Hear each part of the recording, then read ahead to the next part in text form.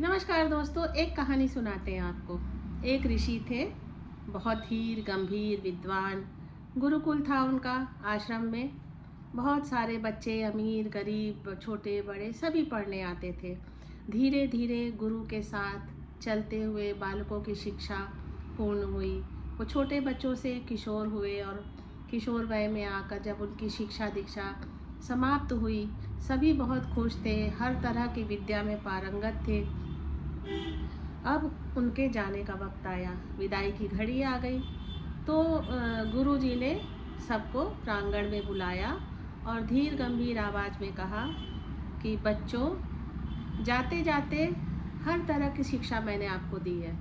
जाते जाते मैं एक और परीक्षा लेना चाहता हूँ, देखता हूँ उसमें कौन सफल होता है, वही इस गुरुकुल का सर्वश्रेष्ठ छात्र होगा, विजयी होगा।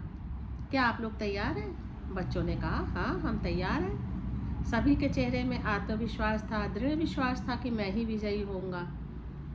इस प्रतियोगिता में बाधा दौड़ थी, लंबी रेस थी, धूप में चलना था, पहाड़ चढ़ना था, सीढ़ियाँ चढ़ना था, नदी में तैर के पार करना था और अंत में एक गहरी अंधेरी सुरंग से निकलना था।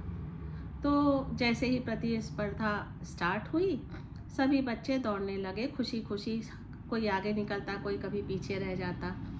धीरे धीरे करते सब खुशी खुशी आगे बढ़ रहे थे, कोई भी ऐसा नहीं था जो पिछड़ रहा हो। अब चलते चलते सारी बाधाएं तो पार कर ली, सभी शिष्य बड़े पारंगत थे। अब आई वो अंधेरी सुरंग, जहाँ से उन्हें निकलकर विजेता का पद मिलने वाला था।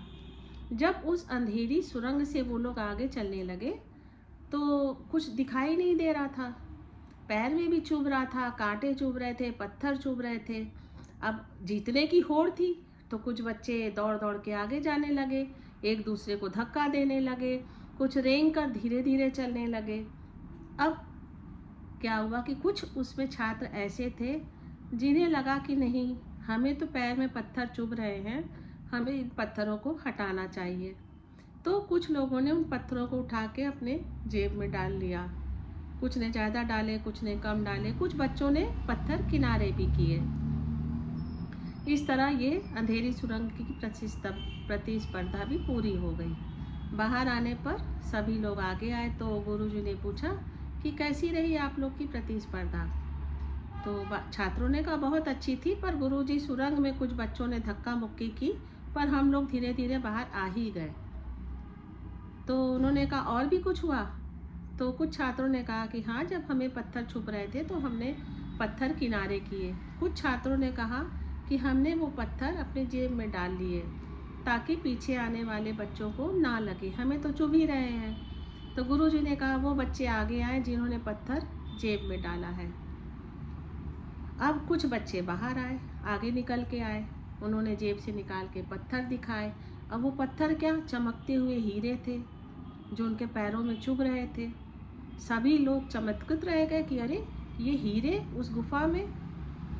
तो गुरुजी ने कहा ये हीरे मैंने ही वहाँ बिछाए थे ताकि आप लोग की परीक्षा के साथ साथ आप लोग को इनाम भी मिले।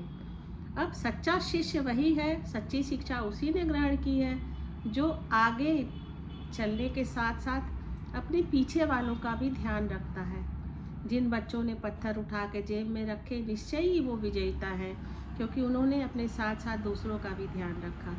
इसलिए कभी भी जब आप विजयी हों, आगे बढ़ें, तो अपने आसपास वालों का, अपने साथ वालों का ज़रूर ध्यान रखें, ताकि हम जब आगे बढ़ें तो हमारे साथ अपने हों, ऐसे लोग हों जिन्हें हमारी मदद की ज़रूरत है। हमारे पास सब कुछ होते हुए भी यदि हम किसी की मदद नहीं करते हैं ना, तो वो बिल्कुल बेकार है। वो जीतना कोई जीतना नहीं है। जीत तब होती है जब हम दूसरों की मदद करते हैं और उनकी सहायता करते हैं। तो इसी के साथ हमारी आज की कहानी समाप्त होती है। नमस्कार।